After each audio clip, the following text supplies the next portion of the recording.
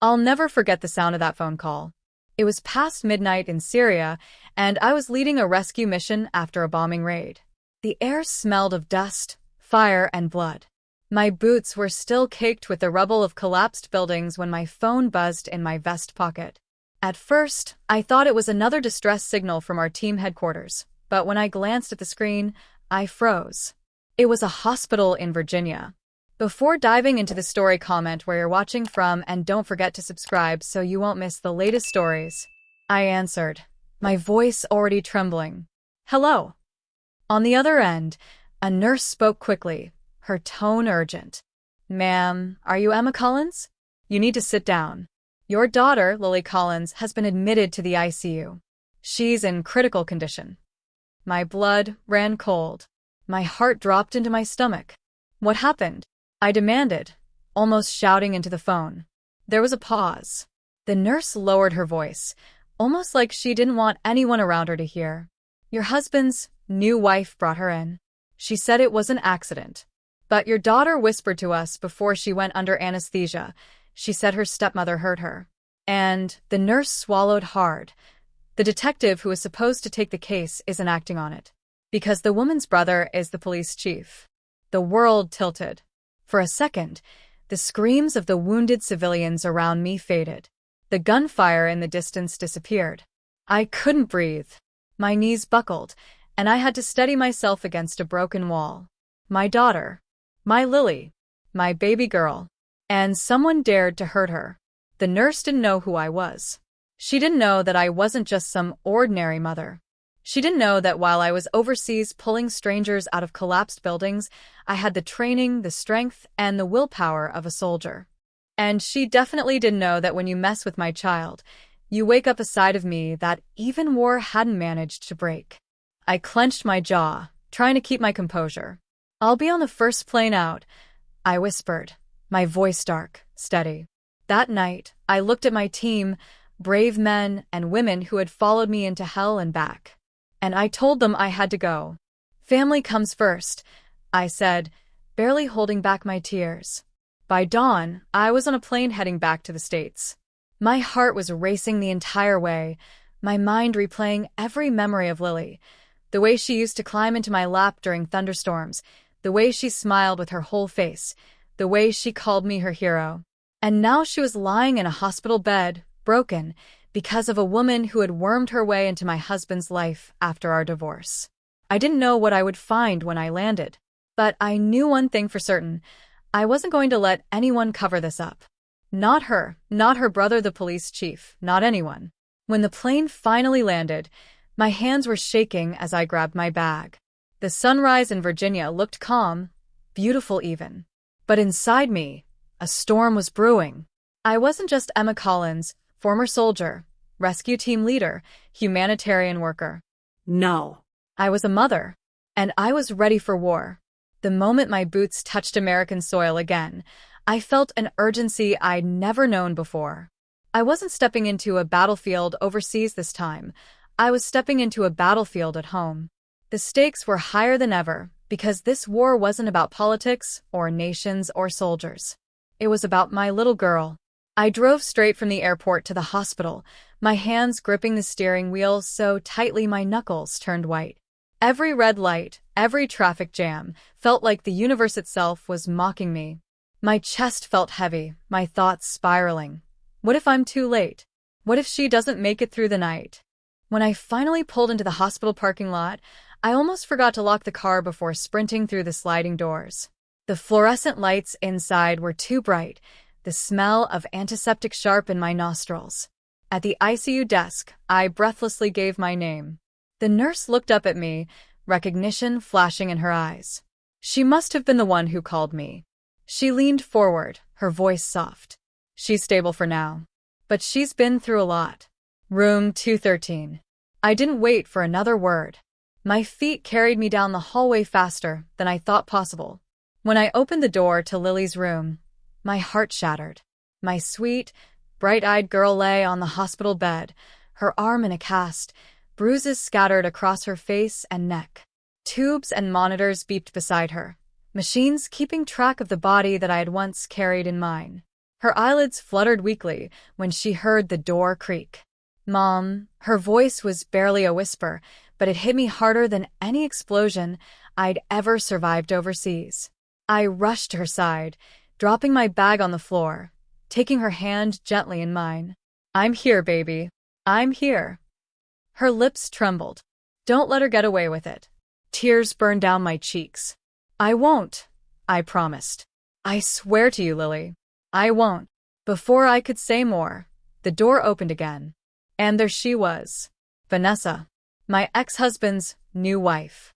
She stood in the doorway, dressed perfectly as always, hair neat, makeup flawless. She even had the audacity to hold a bouquet of flowers, like she was some loving caretaker who had rushed here out of concern. Her fake smile faltered when she saw me at Lily's bedside. "Emma," she said flatly, her voice dripping with tension. "You're back." I stood up slowly, my body instinctively straightening like I was facing an enemy across the battlefield. "Of course I'm back," I said coldly. "Did you think I wouldn't come for my daughter?" Her eyes flicked to Lily, then back to me. "It was an accident. You know how clumsy kids can be." The fury in my veins almost boiled over. But I kept my voice calm, deadly calm.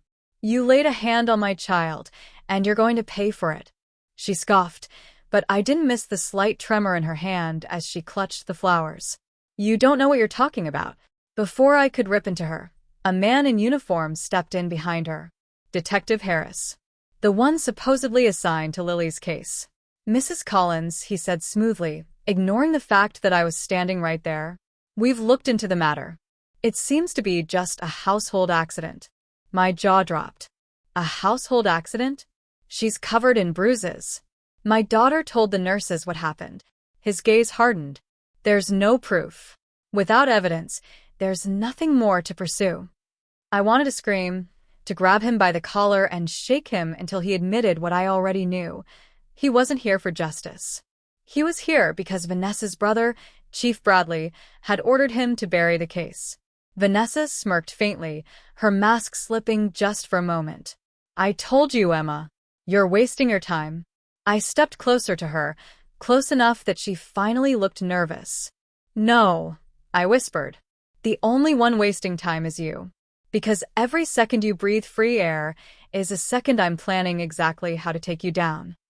Her smile faltered. Detective Harris cleared his throat, clearly uncomfortable. "Ma'am, I'd advise you not to make threats." I turned my glare on him. "Trust me, detective, that wasn't a threat. That was a promise." Vanessa tugged his arm, and the two of them left the room quickly, muttering something about checking reports. When they were gone, I sank back into the chair beside Lily, shaking with rage. I knew what I was up against now. This wasn't just about proving what happened to my daughter. This was about tearing down a wall of corruption that had been built around Vanessa like a fortress. But I wasn't afraid. I'd taken down worse before. I smoothed Lily's hair back gently, whispering to her as she drifted back to sleep. "They think they're safe. They think they can hide behind power and lies. But they don't know me. They don't know what I'm capable of. I will burn their walls down, brick by brick, until there's nowhere left for them to hide." That night, sitting in that sterile hospital room, I made my vow. Vanessa wasn't just going to answer for what she did to my daughter. Her whole kingdom of lies was going to fall with her. They thought silence and power could bury the truth. They were wrong. I started with small things, details that don't look like much until you stitch them together, and the picture becomes ugly. I pulled hospital intake forms, medical logs, and staff notes. I listened to recorded nurse shift handovers. I found a security camera feed from the ER entrance in the hospital archive. In those shaky, grainy frames, I watched Vanessa hurry down a corridor with a white coat clutched tight to her chest. I knew I needed allies. Fighting a police chief and his network alone would be stupid. So I called Jake, an old friend and former reporter who had covered corruption before he burned out. He arrived with a battered laptop, relentless curiosity, and a moral compass that still pointed true north. "We can't go to the PD," he said, scrolling through what I'd collected. "They'll bury this. We need exposure." Exposure tasted like gasoline and matches. I thought about Lily's bruises and the detective's polite smile. Exposure would mean public pressure, which might force investigators to act. Jake published a short piece under a pseudonym on a local investigative blog, pairing the footage with a careful narrative that asked questions without naming names. The piece spread fast. Messages poured in from nurses who had been afraid to speak. One attached photos taken on a phone, bruises on other kids, an unnerving pattern. Another forwarded a spreadsheet that suggested suspicious hospital contracts. They pushed back immediately. Vanessa's lawyer sent a cease and desist to the blog demanding the footage be taken down. The hospital called an emergency meeting, then lost the ER folder. Detective Harris tried to get me arrested on trespassing. Ridiculous, since I'd signed in as Lily's mother. Chief Bradley made a public statement about family privacy, painting me as a vindictive ex. Every time they struck, Jake and I amplified the stories, verified documents, and published more.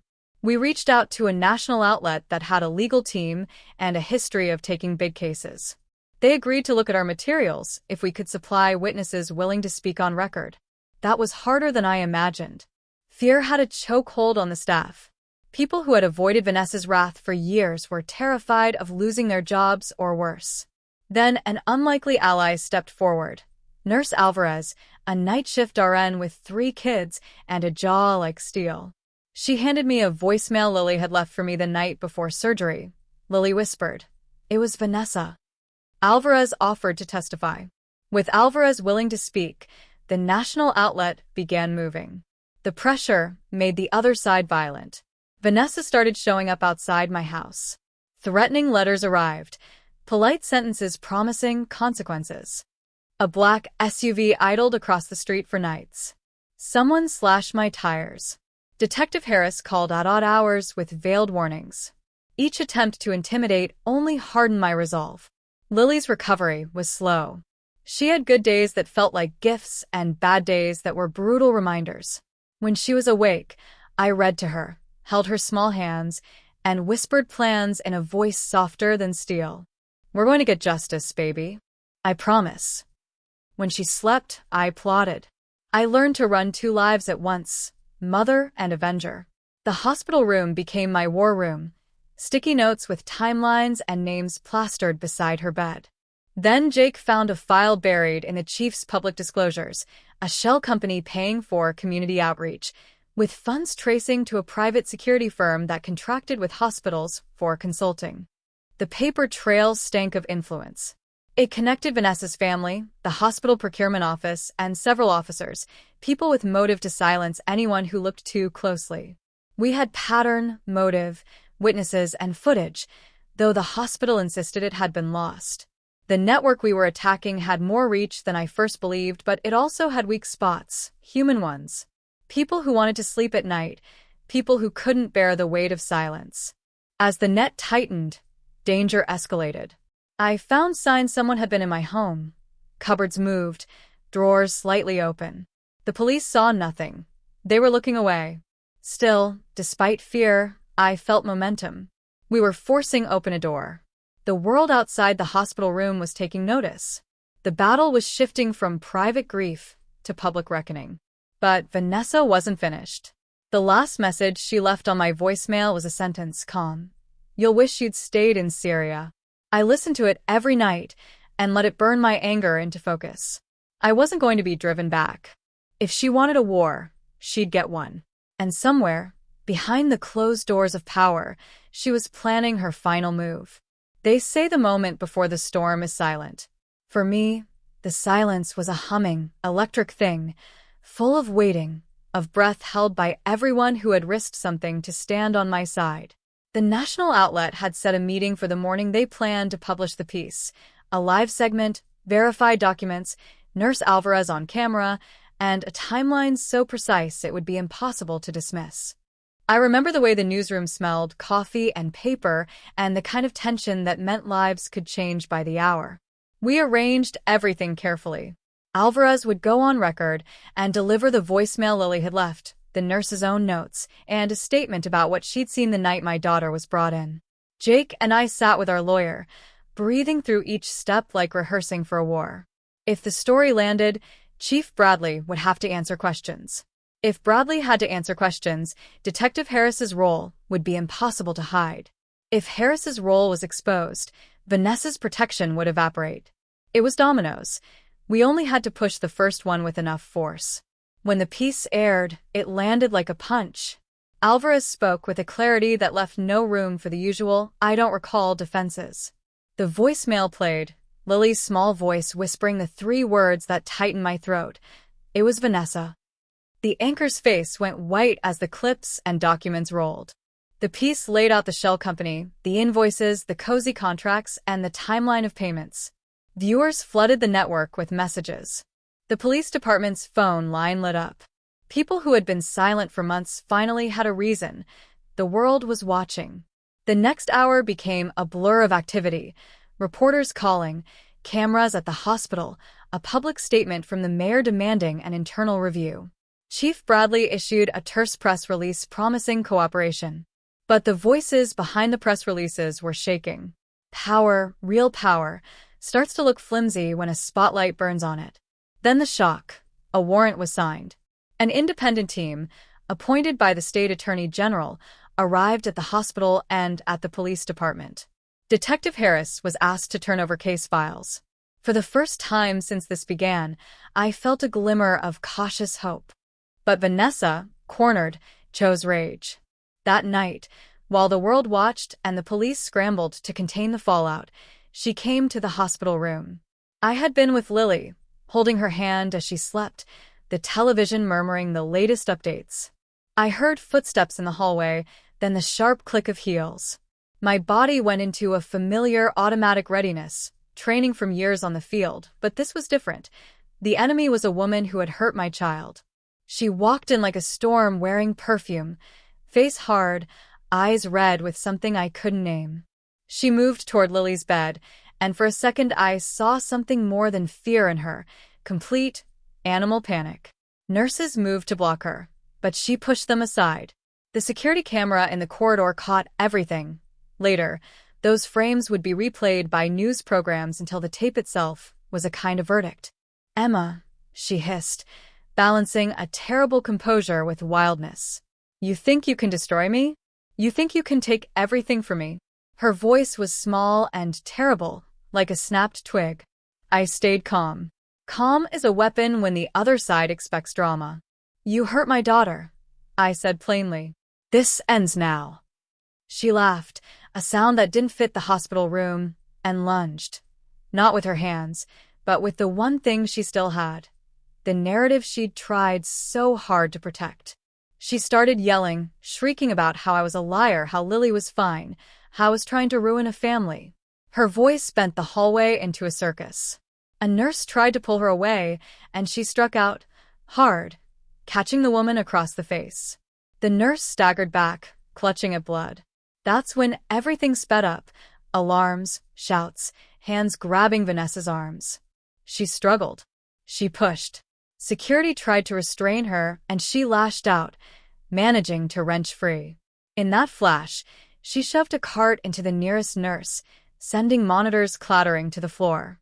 The commotion set off the whole corridor, a chaotic, terrible ballet of people and sound. I moved without thinking, the same way I'd sprinted into collapsing buildings. Forward. My training is muscle memory, assess, anticipate, act. I slipped between bodies and reached her.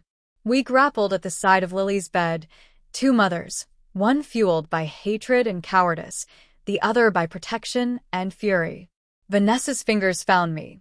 She scratched, she bit, she screamed that I would never prove anything. Her face was wild with desperation.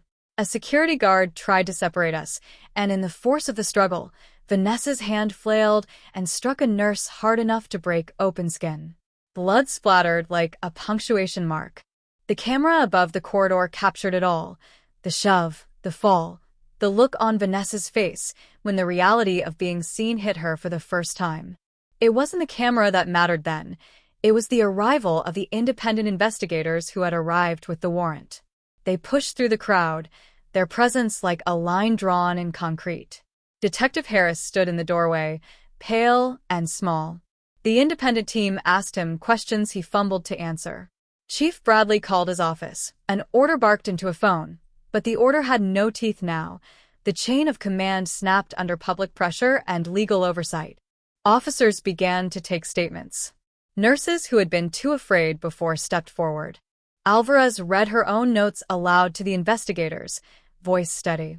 Vanessa was handcuffed. For a second, she looked at me, and in that look I saw something like recognition. Recognition of what she had done, or perhaps recognition that the fortress she'd been hiding behind was rubble. She cried then, not the polished, controlled tears she used for sympathy, but true panic. She was transported away under a storm of flashing cameras. When the dust settled, I sat on the edge of Lily's bed, exhausted in a way I had never been. My hands shook. My body hummed with adrenaline that had nowhere to go. Alvarez sat beside me, her jaw clenched but eyes fierce. Lily woke and reached for my hand, and for the first time in months, I felt the immediate, warm presence of relief rather than dread. But relief was not justice. It was the first step toward it. The climb ahead would be long. Hearings, testimony, legal battles. But the central lie had been pierced. The heart of Vanessa's protection was hollow, and it crumbled when light hit it. I held Lily's small hand and whispered, "We did it. We did it, baby." The words felt fragile and enormous at once. Outside, the world was still loud and hungry, but inside that hospital room, we built a small, careful island of peace. For the first time since that midnight call, I allowed myself to breathe. The trial wasn't quick. There were hearings, subpoenas, and closed-door meetings that smelled of stale coffee and legal paper, moments where the air felt thin because everyone in the room knew what was at stake, not just for us, but for anyone who'd ever been silenced. Vanessa's defense tried everything: claims of misunderstanding, spun narratives about family discord, and a parade of witnesses who painted her as a fragile woman who made terrible mistakes. But the tide had turned. The footage, Nurse Alvarez's testimony, the voicemail, and the invoices stitched together a narrative that was hard to deny. Chief Bradley, who had spent decades building a network where favors and silence were currency, sat through the proceedings with a face like stone. He attempted to distance himself, to claim ignorance of the contracts and the encouragement his office had given to turn a blind eye. Paper trails and sworn statements, however, made pride look ridiculous. Contracts were voided, officers reassigned, and a handful of people who once thought themselves untouchable resigned under pressure. Detective Harris was suspended pending an internal investigation. His name, once written with authority on badge reports, began to carry the smell of complicity. Sitting through parts of the trial was a different kind of war. I learned the legal vocabulary, the rhythms of cross-examination, how a single phrase could bend a witness's memory. I learned to be patient without letting patience become surrender. Jake came to sessions with a notebook and steady eyes. Alvarez sat near me, and when testimony cut deep, she would squeeze my hand like a promise. There were days I clenched my jaw until it ached, and there were days I felt the strange, fragile lift of hope. The prosecution built a case that left no comfortable corners. They laid out the shell company invoices, the procurement memos, the security footage showing Vanessa's movements. They played Lily's voicemail to the courtroom. The little voice saying it was Vanessa dropped quiet as a stone. When Alvarez took the stand, she told what she'd seen in plain language, the kind of truth that does not need theatrics. Her calm voice made it easier for other staff to speak up. Nurses who had feared losing their jobs explained why they'd turned away for years and then why, finally, they could not. Vanessa's conviction was not a movie climax. It was legal and necessary. She was found guilty of child abuse and related assault charges and sentenced to prison time, probation, and mandated therapy. Watching that sentence pass felt like a measured, collective exhale. It was not vengeance. I kept reminding myself that, but it was accountability, the kind that acknowledges harm and says it will not stand unchallenged.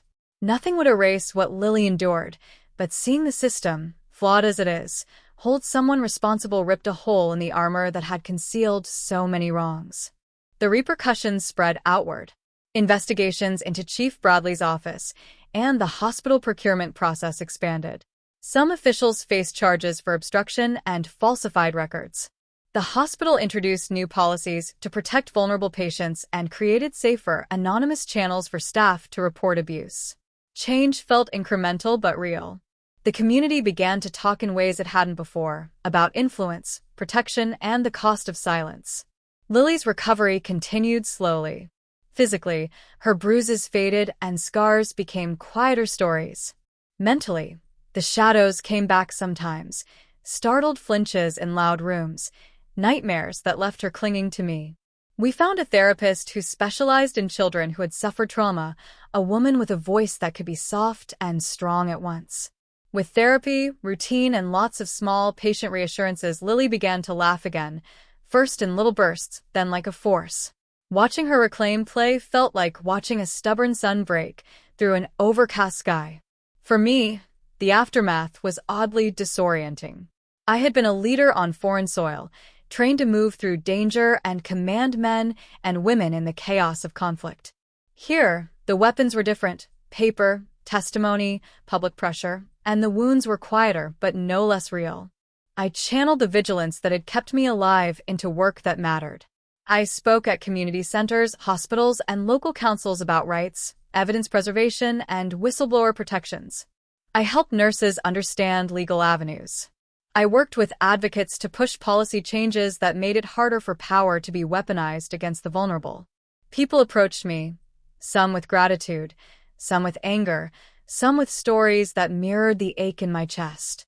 I answered as best I could, counseling parents on evidence, helping professionals navigate reporting, and lending my voice to those who found theirs muffled.